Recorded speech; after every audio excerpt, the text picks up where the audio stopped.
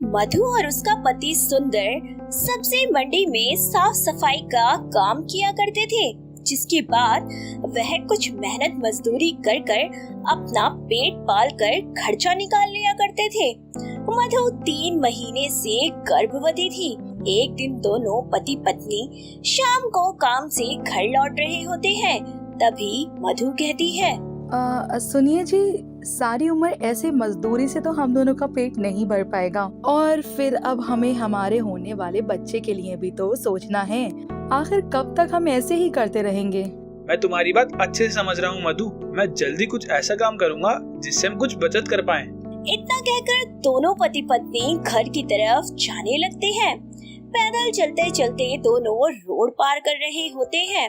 मधु तो पहले झट से निकल जाती है, पर जैसे ही सुंदर रोड क्रॉस करने लगता है, तभी तेज रफ्तार से आती हुई एक कार उसका एक्सीडेंट कर चली जाती है और मौके पर ही सुंदर की मौत हो जाती है, जिस पर मधु रोते हुए कहती है, हे भगवान, क्या हो गया इस गरीब की जिंदगी का। इकलौता सहारा था मेरा पति, अब वो भी इस दुनिया में नहीं रहा। मैं क्या करूंगी भगवान? अकेले गरीब मैं इस बच्चे को कैसे पालूंगी?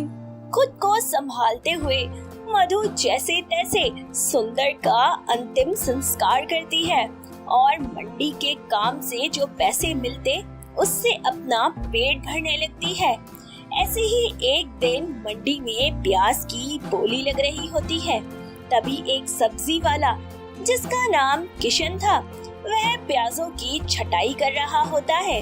मधु उसके पास जाती है और बोलती है, अरे किशन भैया, ये क्या कर रहे हो? कुछ नहीं मधु बहन, बस जो प्याज काम की नहीं है ना, उन्हीं को फेंक रहा हूँ कचरे में। भैया, अगर आपको कोई हर्ज ना हो तो जो प्याज आप फेंक रहे हो ना, वो मुझे दे दो, उनको मैं इस्तेमाल कर लूंगी।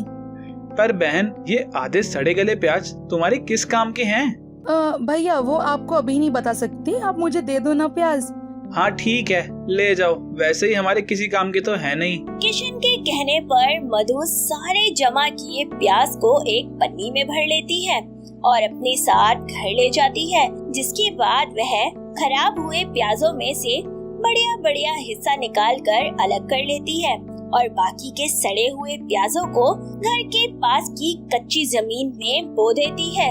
और अगले दिन मधु उन्हीं प्याजों से स्वादिष्ट प्याज के पराठे बनाती है और अपने साथ मंडी ले जाती है। और मंडी पहुंचकर मधु किशन को पराठे देते हुए कहती है, ये लो किशन भैया, अरे रोज रोज दाल चावल खाकर तुम बोर हो गए होगे, आज तुम कुछ नया खा लो, तुमको पसंद आएगा। अरे बहन, गरीब के नसीब में ही दाल चावल और सूखी रोटी है, इससे भी क्या नाराज होना और क्या खुश होना। वैसे तुम क्या लेकर आई हो? भैया, कल जो मैं प्याज ले गई थी, उसके पराठे बनाकर लेकर आई हूँ, खाकर देखो। अरे पर वो प्याज तो खराब हो गए थे ना बहन? नहीं भैया, खराब नहीं थे, मैंने मेहनत से सब अच्छा हिस्सा निकाल लिया था और पराठे बना लिए थे, खाकर देखो। किशन को मधु के हाथ के बने प्याज के पराठे बहुत पसंद आते हैं। ऐसे ही वक्त गुजरता जाता है। अब मधु का 7वां महीना लग गया था, जिस वजह से वह मजदूरी नहीं कर पा रही थी। ऐसे ही एक दिन जब मधु खाने के लिए कुछ तलाश रही होती है, तो घर के राशन के सभी डिब्बे खाली हो चुके थे। यह देखकर मधु अपने पेट पर हाथ रखते हुए बोलती है, हे भगवान, अब मैं क्या करूं? मैं तो एक पल को भूखी भी रह लूंगी, पर इस पेट में पल रहे मासूम बच्चे को भूखा कैसे रखूं? इस हालत में तो अब मुझे कोई काम भी नहीं दे रहा, मांग मांग कर भी कब तक गुजारा कर लूंगी? कल को जब मेरा बच्चा इस दुनिया में आएगा, तब उसका पेट कैसे भर पाऊंगी? भगवान, तूने मेरे पति का साया तो पहले ही मेरे सर से ले लिया, कोई तो रास्ता दिखा भगवान, जिससे मैं अपना और अपने होने वाले बच्चे का पेट भर सकूं। अरे हाँ, याद आया, मैंने अपनी जमीन पे प्याज उगाए थे, वह पूरी तरह से पक चुके होंगे। वह उन प्याजों को निकालती है और अपनी पड़ोसन विमला से थोड़ा आटा मांग कर ले आती है। उसके बाद वह बारीक कटे प्याज को आटे में मिलाकर गूंथ लेती है और चूल्हे पर प्याज के गरम गरम पराठे बना लेती है, जिसकी खुशबू सूंघते हुए विमला उसके घर आ पहुँचती है और बोलती है, अरे क्या बात है, बड़ी अच्छी खुशबू आ रही है, क्या बनाया है मधु? कुछ नहीं बहन, बस ये प्याज के पराठे बनाए थे। लो तुम भी खाकर बताओ कैसे बने हैं। वाह वाह वाह, क्या स्वाद है। इतना अच्छा पराठा तो ना कोई ढाबे वाला भी नहीं बनाता होगा, जितना अच्छा पराठा ना तू बना लेती है। अरे मैं तो कहती हूँ मधु, तू ना अपने प्याज के पराठे की ना रेडी लगा ले। वैसे भी इस हालत में तो कोई और काम तो कर नहीं सकती। अरे जब तू खाना बनाने में इतनी माहिर है तो अपने इस हुनर के चलते पैसे कमा ले, पैसे। बाकी मैं भी तेरी थोड़ी बहुत मदद कर दिया करूँगी, आगे जैसा तो ठीक समझे। इतना कहकर विमला चली जाती है। मधु को विमला की कही बात काफी हद तक सही लगने लगती है, जिसके बाद वह प्याज के पराठे की रेडी लगाने के बारे में सोचने लगती है और मदद के लिए किशन के पास जाती है। किशन अपने किसी जानकार से बात कर मधु को एक रेडी का इंतजाम करवा देता है और शाम को रेडी लेकर उसके घर पहुंचता है और बोलता है, लो मधु बहन, मैं रेडी ले आया हूँ तुम्हारे लिए। इसको थोड़ी मरम्मत की जरूरत थी तो मैंने करवा दी है। कुछ वक्त तुम इससे काम चला लो और जैसे ही थोड़े हालात सुधरते हैं मैं तुम्हारे लिए एक अच्छा सा जुगाड़ कर दूंगा। अरे भैया, आपने इतना कर दिया वो भी बहुत है, सच कहती हूँ।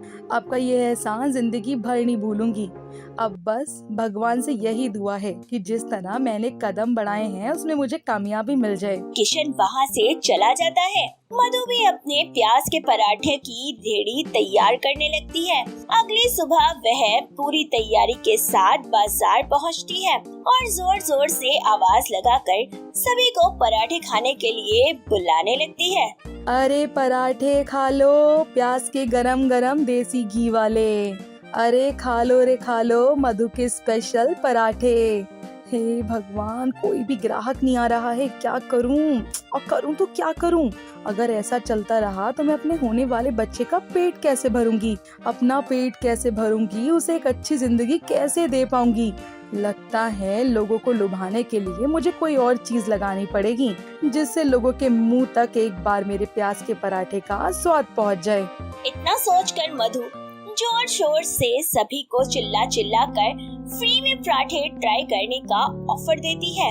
फ्री का नाम सुनकर बहुत सारे लोग मधु के पराठे खाने के लिए आ जाते हैं।